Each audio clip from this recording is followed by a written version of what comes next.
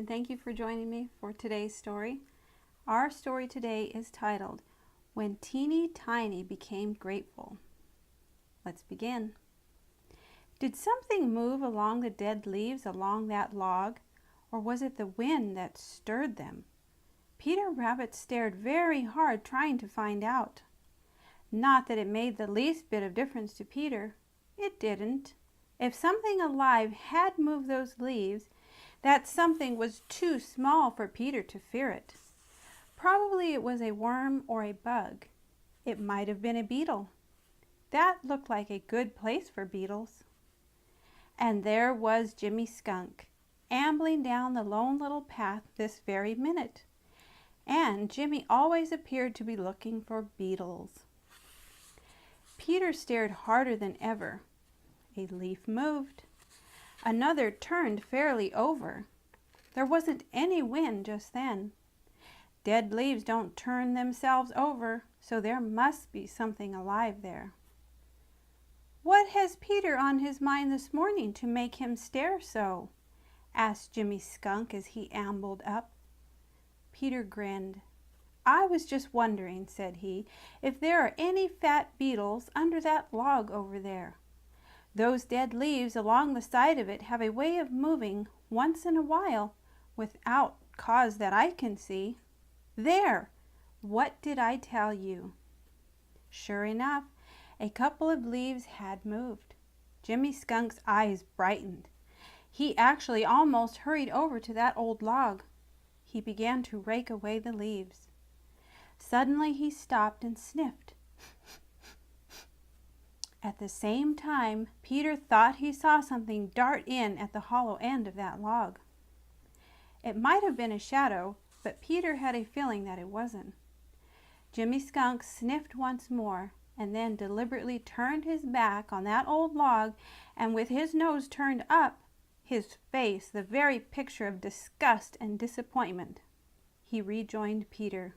"Teeny tiny, clever and spry, disappears while you wink an eye," said Jimmy. "Oh!" exclaimed Peter. "Is that who it was? I suppose he was hunting beetles himself. He's such a little mite of a fellow that I should think a good-sized beetle could almost carry him away. I declare to goodness, I don't see how anyone so small manages to live. Danny Meadow Mouse and Whitefoot the Wood Mouse are small enough, but they are giants compared with Teeny Tiny the Shrew.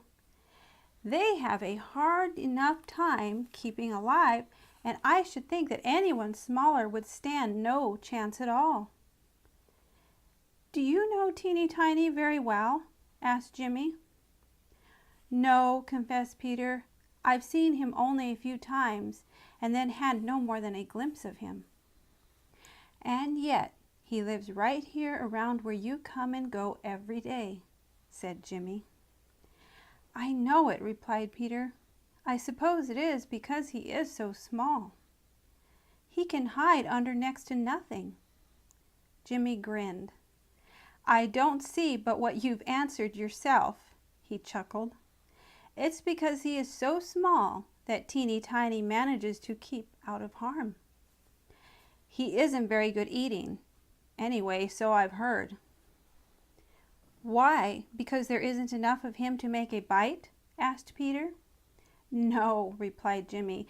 "Of course I don't know anything about it, but I've heard those who do say that a shrew doesn't taste good, and that no one who is at all particular about his food will touch one. I am told that Hooty the Owl hunts Teeny Tiny. But Hooty isn't all that particular, you know. If Teeny Tiny tastes the way he smells, I for one don't want to try him." Peter laughed right out. He couldn't help it. The idea of Jimmy Skunk being fussy about smells was too funny. "What are you laughing at?" demanded Jimmy suspiciously.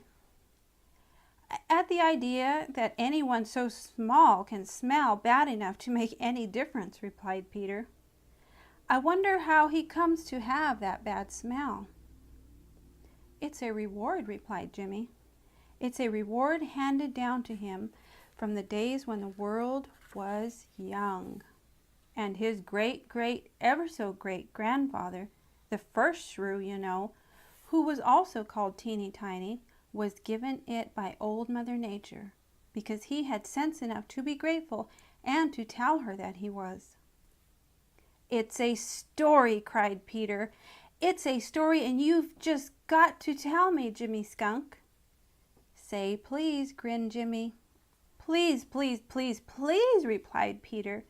"And if that isn't enough, I'll say it as many times more." "I guess that will do, because after all it isn't so very much of a story," returned Jimmy, scratching his head as if he were trying to stir up his memory.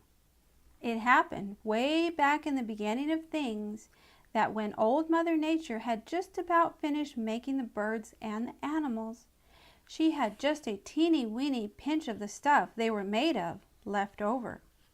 Because she couldn't then and can't now bear to be wasteful, she started to make something. First, she started to make it into a very tiny mouse. Then she changed her mind and started to make it into a tiny mole.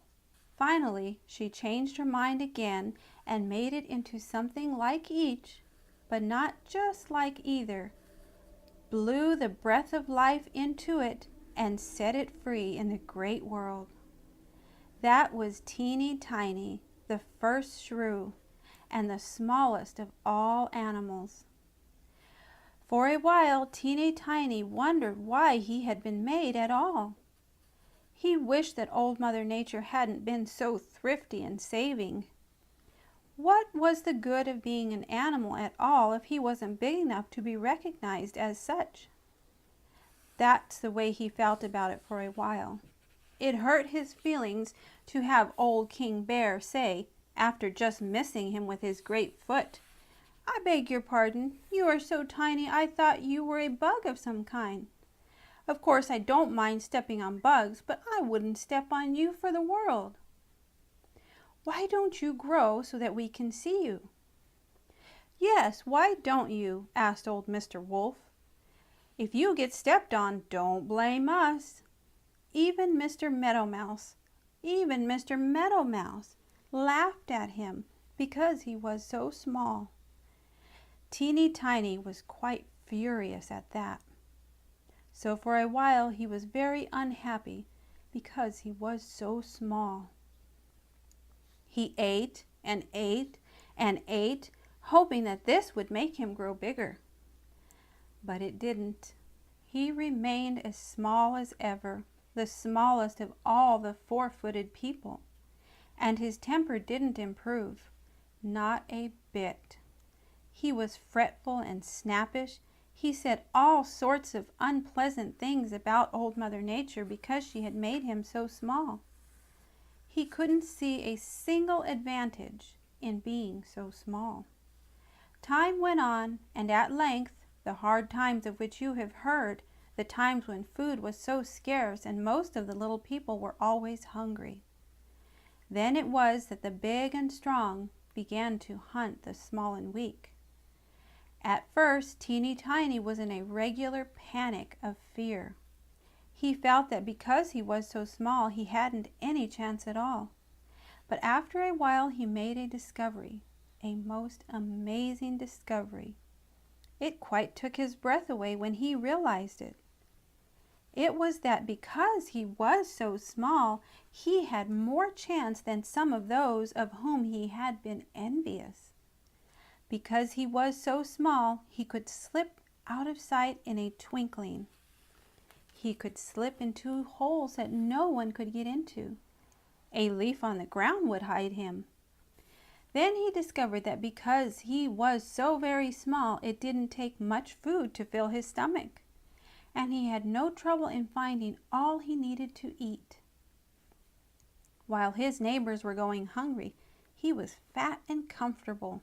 Bugs there were, and worms there were, in plenty, and on these he lived.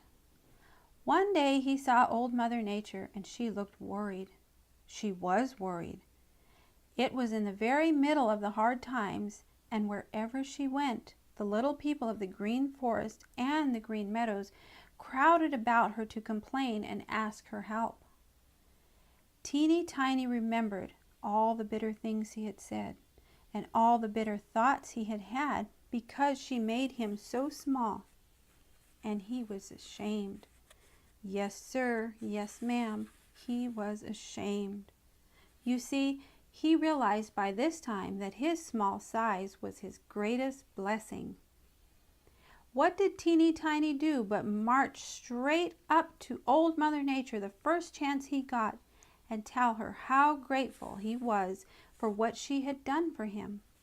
He was quite honest. He told her how he had felt and how he had said bitter things and how sorry he was now that he understood how well off he was. Then he thanked her once more and turned to leave. Old Mother Nature called him back. She was wonderfully pleased to have these few words of thanks amid so many complaints. Teeny Tiny, said she, because you have been smart enough to see and honest enough to admit a blessing in what you have thought a hardship, and because you have been grateful instead of complaining, I herewith give you this musky odor, which will be distasteful to even the hungriest of your enemies. It's a further protection to you and your children and your children's children forever and ever. And so it was, and so it has been, and so it is. And that's all, concluded Jimmy Skunk. The end. That completes another story. Thanks for stopping by, and I'll see you next time. Take care.